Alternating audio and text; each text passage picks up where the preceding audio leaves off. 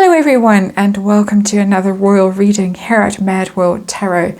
And if I sound a bit more serious than usual, it's because, my goodness, what a day.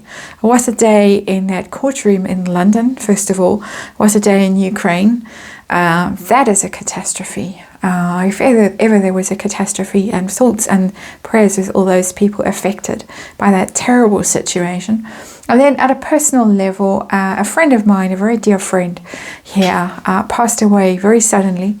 He was only in his early 50s, left 3 girls behind, young girls, and very, very sad, very talented person, a very, very dear friend of mine. So yeah, I'm feeling very sad today. But as usual on Tuesdays, we've been singing, and so horse as well.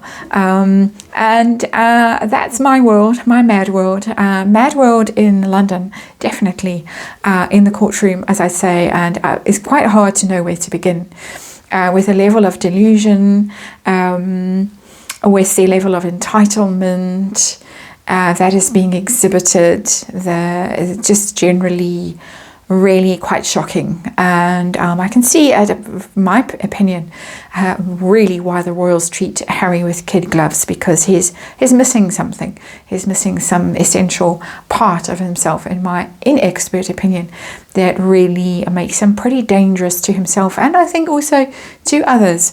And anyway, the first story that caught my eye today, many have caught my eye as the day has worn on, but the first one is this one about James Hewitt.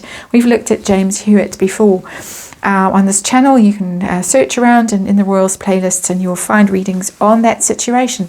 It's very interesting to hear it from Harry's point of view in his witness statement. How stories about James Hewitt being his father made him fear that he would be ousted from the royal family. The rumours, according to the statement, first emerged when Harry was 18, and he spent the next 12 years worried about this, seemingly, if one connects the dots, until the age of 30, when he learned that the affair, I assume through the press, which he is suing, when he learned that the affair started 2 years after his birth. I hate to tell you, Harry, but a lot of people dispute that. But anyway, so 12 years of wondering whether he was indeed a royal prince or not. And the mind boggles. First of all, why didn't he just ask someone? And second of all, what about his own children? Is he not doing exactly the same thing to them as he believes was done to him by his mother, not his father, his mother, his darling mummy? So anyway, that is what we're digging around in today. A fairly yucky story, but we have the Knights Templar Tarot out on the tarot table to help us through this mess. We're going to do a Celtic cross, and it's going to be a bit of an odd one today. I'm going to divide it into 2 time zones, or time periods, not time zones. The cross part, we're going to look at the past, when Harry was upset by this and doubting his place in the royal family, very worried. We're going to look at that, how he felt, his fear, why he didn't ask someone, how he felt when he first heard the rumour, and how relieved was he when he realised it was not true. Then we're going to fast forward to the present, and we're going to look at his children. Does he not realise that he's doing exactly the same thing to them? What pressure is he under with those children? His hopes and fears for them, outcome for them. Are they going to be put in the same situation at some stage in their lives that Harry was put in by his mother? So Celtic cross coming out as I lay the cards on the tarot table. Let's remind you, it's tarot for fun and entertainment. It is, of course, all just my opinion. It's all just speculation. We look at these royal stories because they are archetypal. We read archetypal energy here. And things are a bit wonky here because the dog knocked the camera over. And I haven't really got around to fixing it properly yet. So sorry about that. I know it's cutting things off top and bottom, but never mind, topping and tailing the cards today. There it is. There's our Celtic cross. This is the past. This is the future, well, the present with the children. We got the King of Swords in reverse here. That's interesting. He hasn't shown up for a while in these readings. We know who he is, or was. Prince Philip, King of Swords, the Gemini. In reverse, it's also, just by the way, although his energy is coming through very strongly in that card, it's also lawyers today, trials, but the trial.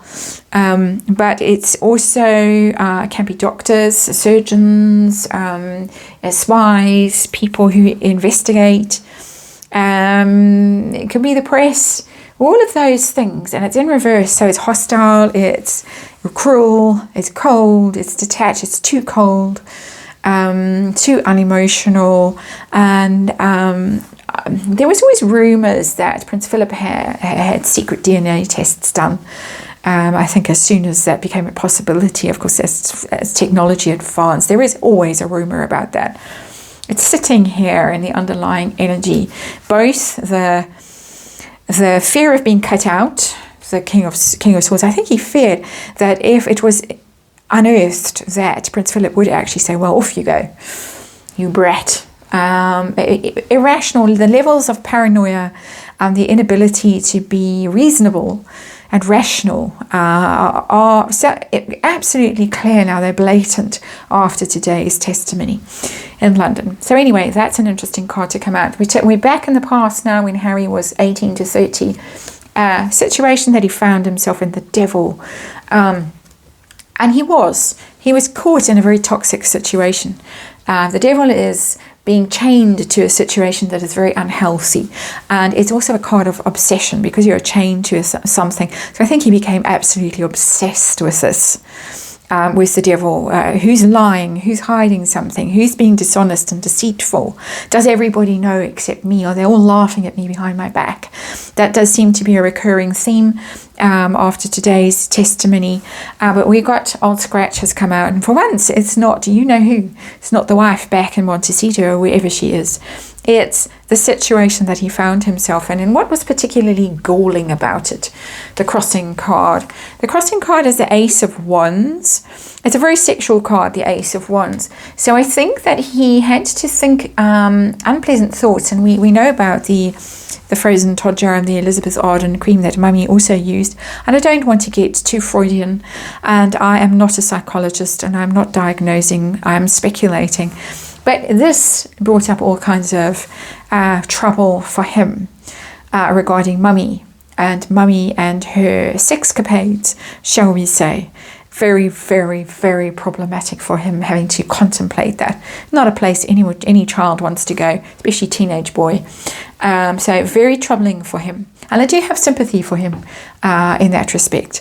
The fear of being kicked out of the royal family, King of Swords in reverse. Tell us about that, please. How real was it? The Hermit? Yeah, absolutely. The Hermit in reverse. The Hermit has been. It's the Virgo. And it is the card of being out on your own.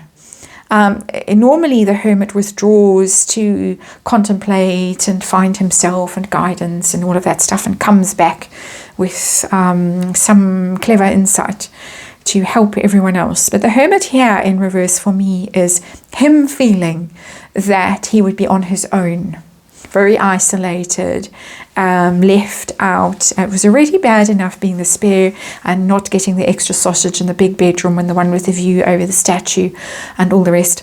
But now it's out in the wilderness with the hoi polloi, you and me having to rub shoulders with us. He's very arrogant in his testimony. I don't walk streets. I don't do this. I don't work in kitchens. I don't do any of those things that the common man, the peasant, does. So the Hermit was very worried that he would be finding himself unemployed, unskilled, a cretin, out working in a kitchen somewhere, washing dishes, while the family, it's a bit of a Cinderella story, but Cinderella from the Ginger Winger's point of view, the Duke of Sausages, as our friend the Royal Rogue likes to call him. The Duke of Sausages would be in the kitchen while the real royals would be carousing and putting their tiaras on and all the rest of it. He did find his soulmate in Megan. You can see from this level of paranoia. Why didn't he just go consciously and clarify the situation? Ask. Sort it out. Queen of Swords. That's Granny. That is Queen Elizabeth, the late Queen. Unapproachable. I think he was afraid of her. I think I did a reading on that at some stage, that he did seem to be quite terrified of his grandmother, intimidated by her, couldn't pluck up the courage to go, was afraid of the answer. Queen of Swords is going to tell it like it is. It's going to be very direct. Not going to sugarcoat it. Not going to sugarcoat it. So we've got the King of Swords in reverse there. We've got the Queen of Swords there. It's the grandparents. It's not parents. It's not Charles. It's not Diana. It's not any of that. It's, he was afraid of his grandparents. Really quite startling to see the dysfunction there, whether it's coming from them or coming from him. I don't know. I can speculate, but I certainly cannot go further than read the energy and tell you what I'm seeing here, and that is tremendous dysfunction, a poor communication, fear, whether it's his own subjective view of the situation or objectively true, I don't know. So how did he feel age 18 when this James Hewitt, I nearly said James Herriot, James Hewitt story started to circulate? Oh no. How did he feel? Ace of Swords. Ace of Swords is the Truth card. And it's a Truth card with a serpent around that sword. There's a sting in there. It's poisonous. If that is true, it's coming with, I'm almost getting, you know, Cleopatra and the asp. It's a dagger. I'm reading that Ace of Swords, the truth of it, if it's true. I'm, you know, taking him back to 18 and his mind thinking, is this true? If it's true, it's a Three of Swords. Really, it's a dagger in the heart. How did he feel age 30 when he finally figured out that the maths didn't add up and he was really a prince after all? Page of Swords. Well, that's the research. That's the spying, the snooping, the doing the maths, the figuring it out. That's what the Page of Swords is good at. Although it did take him 12 years. He's back in service. I'm saying that because of how the Page of Swords is depicted in this particular tarot deck. He's back in service. There's the ship. But he's wasted those 12 years, and it's now, how is he going to serve? The ship's there in the distance, the sword is buried in the sand, he's got this book in his hand, he's the student, he's researching, he's thinking. He spent 12 years thinking he wasn't a prince. When he figured out he was a prince, it's how do I get out of being a prince, or how do I serve in a way that serves me rather than them? My goodness. It's also very juvenile energy. Pages are the lowest of the court cards. So he's kind of now, I'm starting at 30. And of course, it's astrologers out there will know it's Saturn return time. He's been through that. And so now you're a grown-up officially. Well, not really in Harry's case. But now what are you going to do? How are you going to plan your life? How are you going to live your life? And so he was pretty ripe for the plucking, shall we say. Let's move on to the children. That's Harry way back when. Now we're here and now. We've just had two very interesting birthdays that weren't acknowledged. No photos, no stories. It was a very harsh accusation dumped on the Waleses, in particular Catherine. Why didn't they send birthday wishes to baby Lilibet, age 2, allegedly. But no visible signs of them. No proof of life. So, how does Harry feel about this? Does he not realise that he's doing the same thing to them as was done to him, he thinks? 9 of Cups is not a card of self-awareness or insight or guilt, not at all. It's, I got what I wanted. It was my wish. Nine of Cups, just by the way, is a good pregnancy card. It's 9 cups are months. So we've got 9 months, we've got pregnancy, we've got someone looking at a book. Oh, really? We've got the line of succession here. He wants them in the line of succession. Took me a while to get there, but that is what this card is about, this 9 of Cups. By hook or by crook, in my opinion. He wants them in that big book. His wish is to have them there. And seemingly his wish has been granted. What pressure is he under with his children and the mysteries that surround them and their paternity and whatever else, parentage? 9 of Pentacles. This is about money and independence. It's really, I need them to be royal so that I can monetize them, not him. 9 of Pentacles is, of course, normally in tarot, Rider-Waite, a woman. It's the happy single woman. It's living a life of indulgence and luxury, basically, because you've got your pentacles sorted out. You're good. You don't have to worry about money. Never ever. You're not dependent on anyone, and that's what he wants. He wanted to find his freedom. He wants them there in the line of succession, but he wants his financial independence. And in order to have it, he at some level needs those kids to be royal. Look at all these crosses that are showing up. They need to be royal for financial purposes. And more her energy than his, but he sees it, he gets it. He's not keen to have them paraded in front of cameras like he was when he was young. Excuse me. But I had to stop for a bit of a cough there, unexpected cough. He is aware that his financial future, their financial future, depends very much on the fact that Prince Archie and Princess Lilibet. So that's not pressure in a hiding, and I've done something dreadful and illegal or dodgy, anything like that. It's money. It's money. That's what he cares about. His hopes and fears for his children. And hopes and fears for children. We got the Page of Wands. Hopes that they can live their lives in a happy way. Page of Wands is a very positive card. It's exploring options, possibilities. He wants them to be free to express who they are and explore the world, travel, have adventures. It's very adventurous, the Page of Wands. Page of Swords is doing his due diligence and researching stuff and reading books and things. The Page of Wands is out there, and you can see there, because of the background of that card, out in foreign places, adventuring, Africa. He wants him to grow wild and free, the life he probably envisaged with poor Chelsea Davy. I was going to read on her today, but I'm going to read on another story instead. I actually don't have the strength for her story today. I just find it appalling. Anyway, that's what he wants. So that's a hope. That's a positive thing. This is positive here. He doesn't see the danger. He doesn't see what he's doing to these children, actually, which is a bit scary.